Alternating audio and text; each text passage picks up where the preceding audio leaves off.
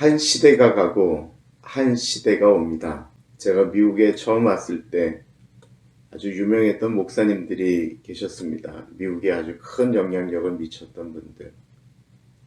그런데 20년이 채 되지 않았는데요. 그분들은 어디서 무엇을 하시는지 대부분의 사람들이 모릅니다. 아마 그분들이 돌아가셨을 때 그 장례 현장에 오시는 분들도 그분들과 함께 하나님의 나라를 꿈꾸었던 사람들일 것입니다.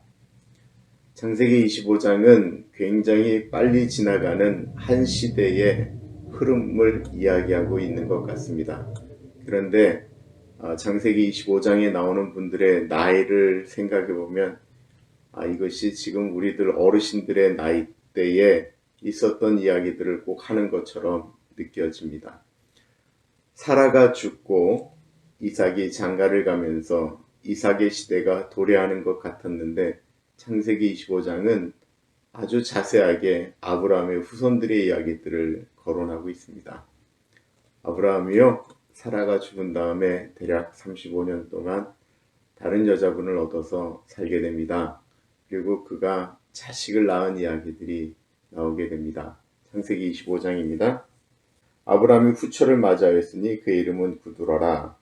그러고 그가 낳은 자식들의 이름이 나오는데 여기에 비슷비슷한 이름 이야기가 나와요. 특별히 이 구두라가 낳은 자식 중에 아수르 족속이 나오고 에벨 이런 이름들은 예전에 창세기 11장에 이미 언급되었던 이름들입니다. 그러면 이 사람들이 특별히 아수르 족속이라고 하면 우리가 얘기하는 아시리아의 선조가 되었느냐? 그게 아니고요. 이름이 비슷비슷한 거예요. 원문에 보면 그래서 이름이 좀 다르게 기록되어져 있어요. 그러나 발음대로 이야기하는 거죠. 이 미국 땅에 존이라고 하는 이름이 피러라는 이름이 이렇게 흔한 것과 그 옛날에 사람들의 이름을 지을 때 그 이름에 많은 의미를 부여하였지만 좋은 이름들은 비슷비슷하였으니까 그런 이름들이 또 거론된다라고 생각하시면 좋을 듯 합니다.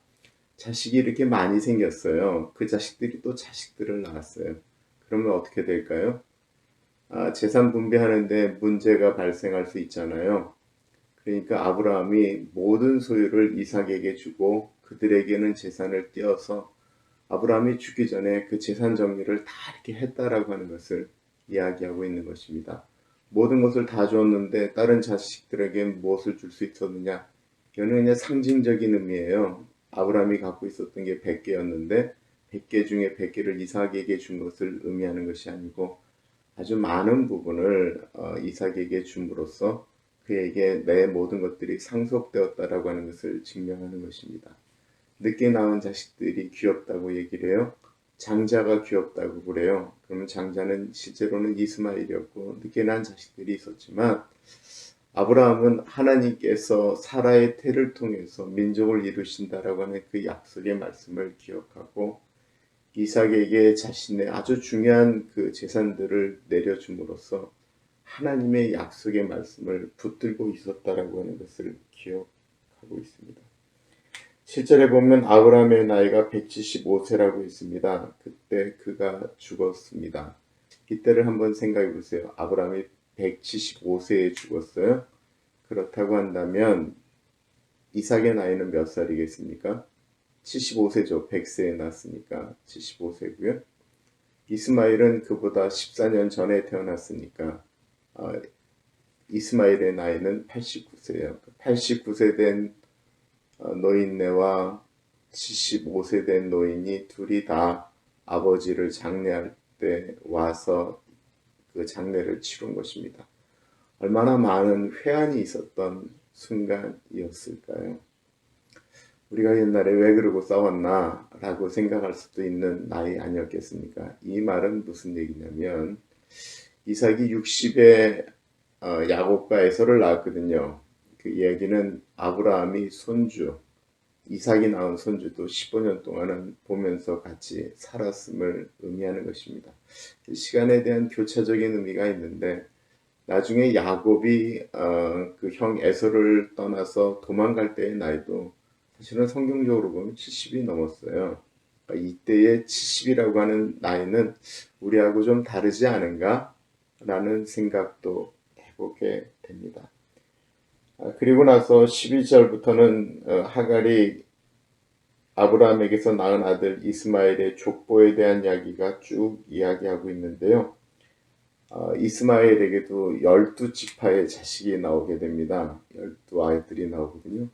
이 야곱의 12지파와 똑같은 12명의 아이가 나오게 됩니다. 슬픈 얘기죠. 더 슬픈 얘기가 나오고 있습니다. 18절에 보면 그 자손들은 하윌라에서부터 아스루로 통하는 애굽과 슬까지 이르러 그 모든 형제의 맞은편에 거주하였더라. 이게 맞대고 맞은편에 거주했다라고 하는 것이 이게 생각하면 이웃처럼 지냈다라고 생각하는데 그것이 아닙니다. 킹제임스 버전이나 NIV는 늘 갈등하는 관계를 지금 설명하고 있는 거예요. 그 이스마엘의 후손들 가운데는 실제로는 우리가 아브라함의 진짜 후손이다라고 하는 마음이 굳게 자리를 잡고 있었던 것입니다. 아버지를 장래하는 이스마엘의 마음 가운데서도 이삭의 마음 가운데서도 그런 것들에 대한 이게 갈등이 끊임없이 속 안에는 있었다라는 것이죠. 우리는 재산이나 여러 가지 문제로 형제가 등을 돌리면 너무나도 아픈 이야기들이 나오는 사실을 알고 있습니다. 하나님의 약속의 말씀을 믿지 못했기 때문에 자기의 나름대로의 생각대로 살았기 때문에 일어나는 아픔에 대한 것들을 우리는 이스마엘과 이삭을 통해서 다시 보게 되는 것이죠. 이삭은 40에 결혼을 했습니다. 60이 되었는데 아이가 아직 없는 거예요. 그리고 나니까 리브가가 하나님께 기도했다라고 이야기하고 있습니다. 21절 보겠습니다. 이삭이 그의 아내가 임신하지 못하므로 그를 위하여 여호와께 간구하매 여호와께서 그의 간구를 들으셨으므로 그의 아내 리브가가 임신하였더니. 근데 저는 이 얘기가 참 좋았어요. 이삭이 40에 결혼했는데 무려 20년 동안 아이가 없는 거예요. 아브라함 같으면 벌써 딴짓을 했을 텐데 이삭은 그러지를 않았어요. 아버지 했던 생각들을 아버지가 했던 일 때문에 힘들었던 것을 생각했을까요? 그는 20년 동안 다른 여자를 취하지도 않고 기도했어요. 아버지, 하나님 아버지, 나에게 자녀를 주십시오. 리브가를 통해서 아이를 낳도록 해주십시오. 기도했다라는 것입니다. 이 기다림이 이삭이 참 멋져요. 하나님께서 그 기도를 들으시고 배로 축복하셨어요. 이란성 쌍둥이가 리브가의 복중에 생기게 됐는데 이 두 아이가 뱃속에서부터 아주 심하게 싸우기 시작합니다. 22절에 볼게요. 그 아들들이 그의 태 속에서 서로 싸우는지라 그가 이르되 이럴 경우에는 내가 어찌할꼬 하고 가서 여호와께 묻자오되 서로 싸우는지라. 우리는 요 정도로 그냥 뱃속에서 서로 발로 차는 정도로 얘기하는데 히브리 원어는 탁 던져서 완전히 산산조각이 난 그것을 표현하고 있어요. 싸우는데 그냥 싸운 게 아니에요. 얼마나 리브가가 힘든지 하나님 어떻게 했으면 좋겠습니까? 라고 여쭐 정도였습니다. 그러자 하나님께서 말씀하시죠. 두 국민이 내 태중에 있구나. 두 민족이 내 복중에서부터 나누이리라. 이 뱃속에서부터 둘이 벌써 나뉘었어요. 이 족속이 저 족속보다 강하겠고 큰 자가 어린 자를 섬기리라 하셨더라. 하나님의 예언의 말씀은 어린 자에게 있었다라는 것입니다. 먼저 태어난 것이 에서죠. 그의 몸이 붉다고 해서 에서라고 지었습니다. 그 다음 자식이 나오는데 그냥 나오는 게 아니고 먼저 나가려는데 못 나가고 나오는 형의 발꿈치를 붙들고 나오는 거예요. 그래서 발꿈치를 잡았다. 그래서 그의 이름을 야곱이라고 했습니다. 이 두 사람의 특징이 잘 나타나는 이야기죠. 몸이 붉은 에서는 남성다웠습니다. 그는 사냥꾼이 되었고요. 야곱은 조용히 어머니를 도와서 집에 머무는 시간이 많았습니다. 몇 년 동안요. 아주 오랫동안입니다. 야곱은 아주 오랫동안 60이 넘도록 장가를 가지 않았습니다. 이러는 와중에 하나의 사건이 발생하게 되는데 우리가 잘 아는 팥죽 사건입니다. 에서가 사냥을 하러 갔다 오니까 너무 배가 고픈 거예요. 그러니까 야곱이 이렇게 준비한 팥죽을 보고는 팥죽 좀 달라고 하죠. 동생이 그냥 주면 되는데 야곱과 에서는 그런 관계가 아니었습니다. 야곱이 이야기합니다. 형의 장자의 명분을 오늘 내게 팔라. 에서가 이르되 내가 죽게 되었으니 이 장자의 명분이 내게 무엇이 유익하리요.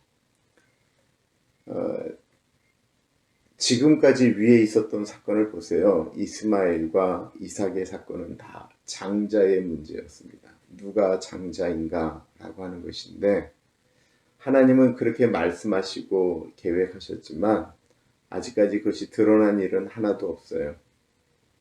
에서가 이 장자의 명분을 경히 여겼음은 분명합니다.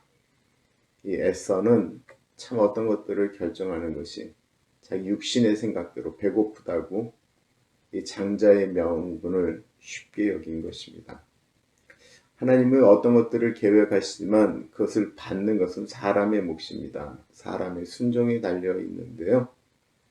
야곱은 그것을 끊임없이 추구하는 사람이었고 에서는 그것을 쉽게 여기는 사람이었습니다.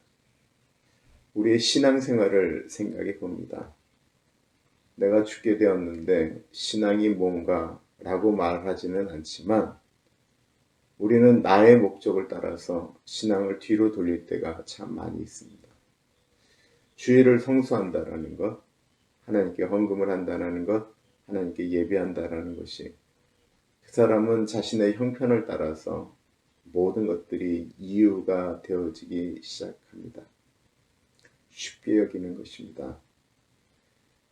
그 쉽게 여김이 다른 것이 아니고요. 하나님에 대한 신뢰가 쉬운 것이고요. 하나님을 경외한다라고 하는 것이 쉬운 것입니다.